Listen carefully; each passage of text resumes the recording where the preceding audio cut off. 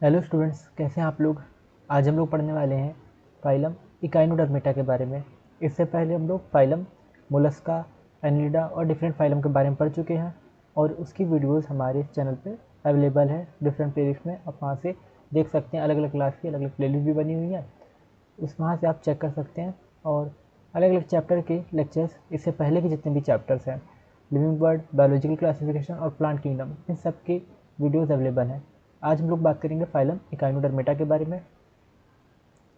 और अगर आपने अभी तक चैनल को सब्सक्राइब नहीं किया है तो चैनल को सब्सक्राइब जरूर कर लीजिए। और अगर वीडियो अच्छी लगे तो वीडियो को लाइक ज़रूर कीजिएगा और चैनल को सब्सक्राइब जरूर कीजिए, ताकि आगे आने वाली अपडेट आपको टाइम से मिलती रहे। आज हम लोग बात करते हैं फाइलम इकाइनोडर्मेटा के बारे में। तो ये इकाइनोडर्मेटा क्या होता है, सबसे पहले इसका मीनिंग समझ लेते हैं। इकाइनो का मतलब होता है स्पाइनी बॉडीड, ठीक है, यानी बॉडी पे स्पाइंस होते हैं। इनकी बॉडी पे क्या होते हैं, स्पाइन होते हैं, तो इसीलिए इनको हम कहते हैं इकाइनो। डर्म मतलब स्किन। तो इनकी बॉडी की जो स्किन होती है वो असल में उस पर स्पाइनी स्ट्रक्चर होता है, इसीलिए बोलते हैं हम लोग इकाइनोडर्मेटा। जैसे इनका सरफेस है बॉडी का, स्किन वगैरह है, तो इस पर क्या है ये जैसे कैक्टस पे नहीं होता कांटे जैसे स्ट्रक्चर होते हैं, कैक्टस आपने देखा होगा डिजर्ट में होता है, उस पर कांटे जैसे स्ट्रक्चर होते हैं। तो उसी तरह से यहाँ पे जो इकाइनोडर्मेटा होते हैं इस पे इस तरह के स्पाइंस होते हैं, इसकी बॉडी में, पूरे बॉडी पे से स्पाइंस होते हैं, बाल के जैसे या कांटों के जैसे। तो यहाँ पे आपको देखने को मिले, इसमें भी छोटे छोटे स्पाइंस हैं। तो ये स्टार फिश वगैरह हो गई या फ्यूरा इस तरह का हो गया, बटर स्टार वगैरह, तो इस पर आपको देखने को मिलेंगे। तो सबसे पहला कैरेक्टरिस्टिक्स क्या है कि इस पर स्पाइंस होते हैं, यानी कांटे के जैसे स्ट्रक्चर्स होते हैं। नेक्स्ट हम लोग बात करते हैं इनका एंडोस्केलेटन जो होता है, ये कैल्केरियस ऑसिकल्स होता है, ठीक है, यानी इन पे एंडोस्केलेटन कैल्शियम का बना हुआ दिखता है ना। कैल्केरियस ऑसिकल्स होते हैं एंडोस्केलेटन में। तो इनमें हमें एंडोस्केलेटन भी देखने को मिल रहा है, जिस तरह का एंडोस्केलेटन और हायर जो एनिमल्स हैं उनमें देखने को मिलता है। इससे पहले के एनिमल्स में इस तरह का कैल्केरियस एंडोस्केलेटन देखने को नहीं मिल रहा था, ठीक है। तो इसमें हमें कैल्केरियस ऑसिकल्स का एंडोस्केलेटन भी देखने को मिल रहा है, ये इसकी खासियत है। सबसे पहले कैल्केरियस एंडोस्केलेटन हमें इकाइनोडर्मेटा में देखने को मिलता है। स्पाइनी बॉडी होती है, यानी बॉडी पे स्पाइंस हैं। ये ज़्यादातर मैरीन होते हैं, ठीक है, मैरीन होते हैं। और organ system level of organization देखने को मिलता है। मैरीन से मतलब क्या है, मैरीन से मतलब होता है कि ये पानी में जो सी वाटर होता है, ठीक है, उसमें देखने को मिलते हैं, फ्रेश वाटर में नहीं, सी वाटर में होते हैं, ठीक है। तो मैरीन वाटर में देखने को मिलेंगे। और organ system level of organization होगा। स्टार फिश वगैरह सी में तो होती है, ओशन में। फिर नेक्स्ट हम लोग बात करते हैं organ system level of organization, यानी बहुत सारे डिफरेंट ऑर्गन मिलकर कोई एक सिमिलर फंक्शन परफॉर्म करते हैं, ठीक है। जैसे डाइजेशन का अगर फंक्शन करना है तो माउथ है, इसोफेगस है, स्टमक है, इंटेस्टाइन, तो डिफरेंट ऑर्गन मिलकर डाइजेशन कर रहा है। उसी तरह रेस्पिरेशन के लिए डिफरेंट ऑर्गन मिलकर रेस्पिरेशन कर रहा है। तो ये होता है organ system level of organization. यहाँ पे अलग अलग ऑर्गन्स मिलकर एक सिस्टम बना लेते हैं, डाइजेस्टिव सिस्टम या रेस्पिरेटरी सिस्टम, ठीक है, इसी को बोलते हैं organ system level of organization. Next हम लोग बात करते हैं इसमें अडल्ट इकाइनोडम्स होते हैं, ठीक है। ये अडल्ट कैसे होते हैं, इकाइनोडम्स, ठीक है। और इनको हम कहते हैं रेडियली सिमेट्रिकल ना, कटा नहीं है असल में, क्या है, हाईलाइट नहीं है, इसको थोड़ा सा गड़बड़ हाईलाइट हो गया। तो ये रेडियली सिमेट्रिकल होते हैं, ठीक है। रेडियल सिमेट्री का मतलब क्या होता है कि इसको आप केक की तरह कट कर सकते हो, ठीक है, अलग अलग पीसेज में ना, किसी भी एक्सिस से, इस एक्सिस से आप कर लो कट, ठीक है, इस तरह से ना, ये एक पीस निकल गया, ठीक है, इस तरह से। तो किसी भी एक्सिस से आप कट करो तो ये दो इक्वल हाफ में डिवाइड हो जाएगा। जैसे अगर ना समझ में आए तो इसको हम लोग डिलीट करके इस तरह से भी कर सकते हैं यहाँ पे, कि इसको कट कैसे किया जाए ना। जैसे हम लोग ये एक्सिस से कट कर रहे हैं, ठीक है, तो भी दो इक्वल हाफ बना, बीच वाला दो पोर्शन में डिवाइड हो गया लिम्ब, बाकी दो इधर है, दो इधर है, और ये बीच वाला दो हिस्से में डिवाइड हो गया। या हम इस तरह से भी कट कर सकते हैं, ये भी एक एक्सिस हो गया, ये वाला दो पोर्शन में डिवाइड हुआ, उधर की तरफ दो आए और नीचे की तरफ दो आ गए। तो डिफरेंट एक्सिस हो सकते हैं, इसी को बोलते हैं हम लोग, इस तरह से भी कट कर सकते हैं ना। जैसे ऊपर ये हो गया, तो ये रेडियल सिमेट्री है। या हम कह सकते हैं तो केक की तरह कट कर सकते हैं ना, केक को जैसे पीसेस में कट किया जाता है, तो इस तरह से कट हो जाते हैं, तो रेडियल सिमेट्री है। लेकिन लार्वे जो होते हैं इनके बायलैटरल सिमेट्री होती है, तो ये चीज़ याद रखनी है। ये कौन से, ऐसा फाइलम जिसमें क्या होता है कि एडल्ट जो होते हैं वो रेडियल सिमेट्रिकल होते हैं, बट उनके लार्वे जो होते हैं वो क्या होते हैं, बायलैटरल सिमेट्री होती है। जैसे ह्यूमंस में बायलैटरल होती है, 20 से काटो तो दो इक्वल पार्ट में, और किसी हम प्लेन से नहीं काट सकते। इंसान को सिर्फ ऐसे अगर डिवाइड करें, ठीक है, कोई इंसान है उसको हम लोग सिर्फ, ठीक है, क्या कर सकते हैं कि 20 से हम लोग दो इक्वल पार्ट में कट कर सकते हैं। यहाँ से थोड़ा सा कार्टून की तरह जल्दी जल्दी बना देते हैं इसको, तो 20 से दो इक्वल पार्ट में कट कर सकते हैं, ठीक है। और किसी तरह से इसको कट नहीं कर सकते ना, अगर ऐसे करेंगे तो सर ऊपर आ जाएगा, नीचे से पैर रख जाएगा, ठीक है। अगर सीधा कट करेंगे तो सर दोनों तरफ आ रहा है, हाथ भी दोनों तरफ और पैर भी दोनों तरफ, ठीक है। तो ये बायोलेटरल सिमेट्री होती है और ये सिर्फ इनके लार्वा में देखने को मिलती है, ठीक है। जो स्टारफिश का लार्वा होता है या ब्रिटिल स्टार नीचे दिया हुआ उसका लार्वा जो होता है, तो डिफरेंट जो इनके लार्वे होते हैं उसमें हमें देखने को मिलता है, ठीक है। नेक्स्ट हम लोग बायोलेटरल सिमेट्री होती है।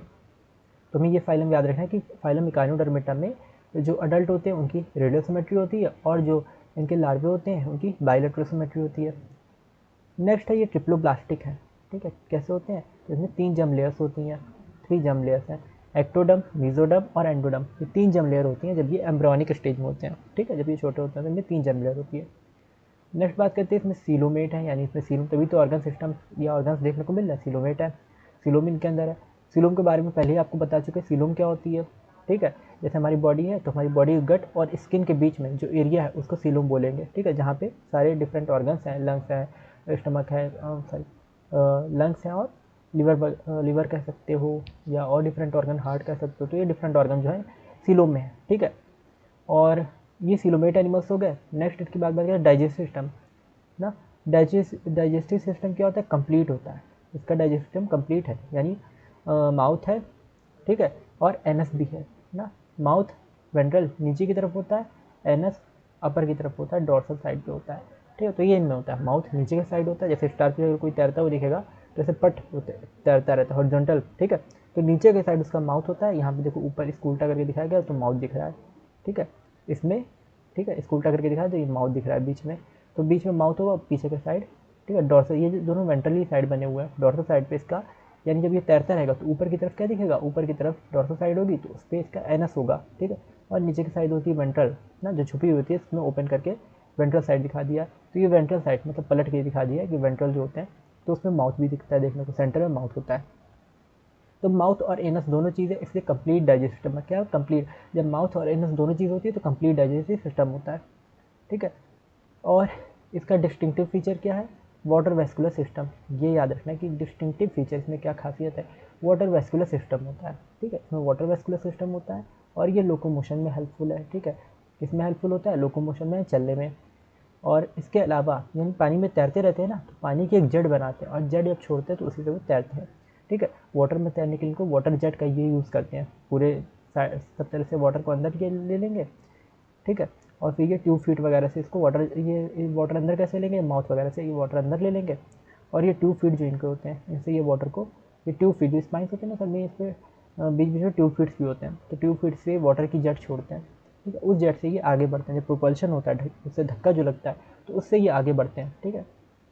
जैसे स्टीमर वगैरह चलती हैं तो वाटर जेट पीछे की तरफ छोड़ते हुए आगे की ओर चलती जाती रहती हैं। तो इस तरह से ये वाटर जेट का यूज़ करते हैं आगे लोकोमोशन के लिए। और इसके अलावा वाटर वेस्कुलर सिस्टम में जब ये वाटर माउथ से लेंगे और ट्यूब फीट से वाटर को एक्सपेल करेंगे तो वहाँ पे क्या होता है कि ये फूड वगैरह को कैप्चर कर लेते हैं, ठीक है, और ऑक्सीजन वगैरह ले लेते हैं उसी दौरान, ठीक है।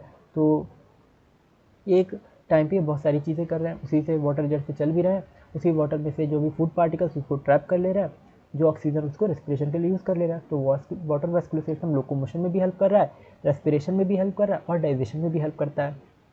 नेक्स्ट इसकी हम लोग बात करते हैं एक्सक्रीटरी सिस्टम की। तो एक्सक्रीटरी सिस्टम इसमें नहीं होता, ठीक है। ये इनमें एक्सक्रीटरी सिस्टम नहीं देखने को मिलेगा, ठीक है।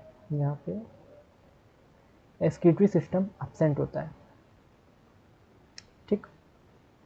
यहाँ पे एक्सक्रीटरी सिस्टम क्या है, एब्सेंट है।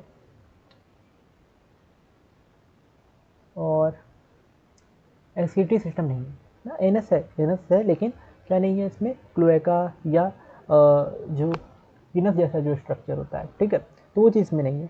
एक्सक्रीटरी सिस्टम चीज़ नहीं देखने को मिलेगी, मतलब ये यूरिया वगैरह, यूरिक एसिड का जो है डायरेक्ट इनके उसके एक्सक्रीशन के लिए कोई अलग से इसके पास सिस्टम नहीं होता है, ठीक है। सेक्सेस सेपरेट होते हैं, इनमें सेक्सेस अलग देखने को, मेल अलग उसमें होता है बॉडी में, फीमेल अलग बॉडी में। रिप्रोडक्शन सेक्सुअल ही रहेगा, एक्सक्रीटरी सिस्टम तो नहीं है बट रिप्रोडक्शन सेक्सुअल होता है। यहाँ पे रिप्रोडक्शन कैसा रहा है, मेल फीमेल डिफरेंट बॉडी में होता है तो उनके बीच में होता है। फर्टिलाइजेशन जो होता है तो ये एक्सटर्नल होता है, यानी इनके गमेट कहाँ मिलेंगे, क्योंकि कॉपुलेटरी जो कॉपुलेटरी ऑर्गन होते हैं वो इनमें नहीं है, ठीक है। कॉपुलेटरी ऑर्गन नहीं है, कॉपुलेशन ये कैसे करेंगे, तो इसके लिए क्या होता है कि ये अपने गैमेट वाटर में छोड़ देते हैं और वाटर में मेल और फीमेल गैमेट मिलते हैं और वो क्या बनाते हैं, ज़ाइगोट बनाते हैं। फिर उससे आगे नया इकाइनोडर्म बनेगा, नई स्टारफिश बनेगी। जैसे स्टारफिश अगर गैमेट है मेल वाला मेल गैमेट वाटर में रिलीज़ करेगा, फीमेल वाला जो होगा वो फीमेल पार्टनर वो इकाइनोडर्म का जो है यानी स्टारफिश फीमेल अपने गैमेट वाटर में रिलीज़ करेगी, दोनों मिलेंगे मेल गैमेट और फीमेल गैमेट यानी स्पर्म और ओवा, और फिर वहाँ पे जाइगोट बनेगा, जाइगोट से फिर नया इकाइनोडर्म बनेगा यानी स्टारफिश बन जाएगी। डेवलपमेंट किस तरह का, तो इनडायरेक्ट डेवलपमेंट देखने को मिल रहा है, यानी इसमें लार्वा स्टेजेस होती हैं, ठीक है। लार्वा हमने पढ़ा कि बाइलेटरल लार्वा होता है और फ्री स्विमिंग लार्वा है, ये लार्वा जो होता है फ्रीली स्विम करता है, ठीक है। तो ये वाटर में फ्रीली स्विम भी कर सकता है लार्वा।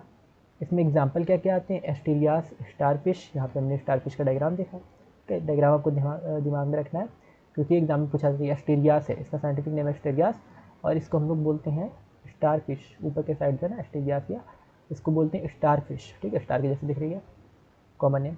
इकाइनस है, सी अर्चिन बोलते हैं, ठीक है। एंटेडॉन है, इसको क्या बोलते हैं, सी लिली बोलते हैं एंटेडॉन को। गुमेरिया है, इसको बोलते हैं सी कुकुम्बर, ठीक है। और अफ्यूरा इसको बोलते हैं ब्रिटिल स्टार, ये अफ्यूरा दिया हुआ, ब्रिटिल स्टार दिया हुआ है, ठीक है। यहाँ पे थोड़ा स्टार पतला सा दिख रहा है तो इसको बोलेंगे ब्रिटिल स्टार, शार्प दिख रहा है बड़ा, ठीक है। तो इसको बोलते हैं ब्रिटिल स्टार। तो इस तरह से ये डिफरेंट क्या है हमारे पास, इकाइनोडर्म्स हैं, ठीक है, डिफरेंट इकाइनोडर्म्स हैं। एक बार इसको हम लोग क्या कर लेते हैं,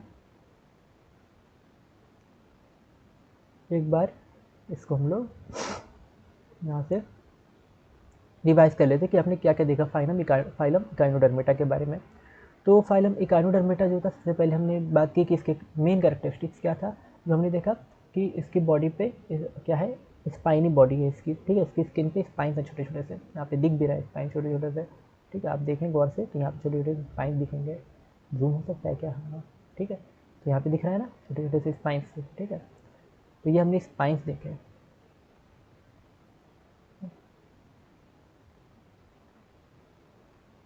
नेक्स्ट एंडोस्केलेटन कैल्शियम का बना हुआ है, जैसे हम लोग में हड्डियों का ढांचा जो होता है तो कैल्शियम का होता है, तो इनमें भी क्या है एंडोस्केलेटन कैल्शियम के ऑसिकल से छोटे छोटे से, और ये सी वाटर में रहते हैं, ठीक है। Organ system level of organization है।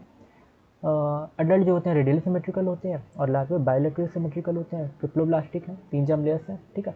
सिलोमेट है, यानी इनमें सिलोम दिखाई देती है। डाइजेस्टम जो होता है कंप्लीट है, माउथ और इनस दोनों है इसमें। डिस्टिंक्टिव फीचर यानी वाटरवैस्कुलर सिस्टम यहाँ पे देखने को मिलेगा। वाटर वैस्कुलर सिस्टम जो इनके लोकोमोशन में भी हेल्प कर रहा है, वाटर का ये जेट छोड़ते हैं ना वाटर का, तो लोकोमोशन, फूड कैप्चर यानी डाइजेशन और रेस्पिरेशन सब में हेल्प कर रहा है। एक्सक्रीटरी सिस्टम इसमें नहीं होगा, सेक्सेस अलग अलग होते हैं, मेल फीमेल अलग अलग डिफरेंट बॉडी में। रिप्रोडक्शन सेक्सुअल है, फर्टिलाइजेशन जो होता है एक्सटर्नल होता है, यानी गैमेट ये वाटर में रिलीज करेंगे। डेवलपमेंट इनडायरेक्ट है, कोई भी इसमें लार्वा फॉर्म देखने को मिलेगी, और लार्वा भी कैसा होगा, फ्री स्विमिंग ना, फ्री स्विमिंग लार्वा होता है, यानी वो डिपेंडेंट लार्वा नहीं होता, फ्री स्विमिंग होता है, अपने आप फ्रीली स्विम करता है। एस्टीरिया स्टारफिश है, इकाइनस, सी अर्चिन, इसमें इसके एग्जाम्पल है एंटेडॉन, सीलिलिया एंड गुमेरिया, sea cucumber, Ophiura, brittle star. I hope आपको ये फाइलम इकाइनोडर्मेटा जो है क्लियर हुआ होगा। और इसके बाद हम लोग बात करेंगे फाइलम हेमिकॉर्डेटा के बारे में। अपनी नेक्स्ट वीडियो में हम लोग फाइलम हेमिकॉर्डेटा के बारे में डिस्कस करेंगे। अगर आपने अभी तक चैनल को सब्सक्राइब नहीं किया तो चैनल को सब्सक्राइब ज़रूर कर लीजिए, और आई होप आपको वीडियो जो है अच्छी लगी होगी, आपको चीज़ें क्लियर हुई होंगी। अगर आपको चीज़ें क्लियर हुई हों तो आप लोग वीडियो को लाइक ज़रूर कीजिएगा, और चैनल को सब्सक्राइब ज़रूर कर लीजिए, और ज़्यादा से ज़्यादा लोगों को ये वीडियो शेयर कीजिए ताकि और लोग को भी नॉलेज हो सके, जो ये नीट के कोर्स चला रहे हैं अपना, तो इसमें ज़्यादा से ज़्यादा लोग को इसके बारे में पता चले और उनकी भी प्रिपरेशन अच्छे से हो जाए। तो इसको ज़्यादा से ज़्यादा शेयर कीजिएगा। थैंक यू फॉर वॉचिंग, मिलते हैं अगली वीडियो में।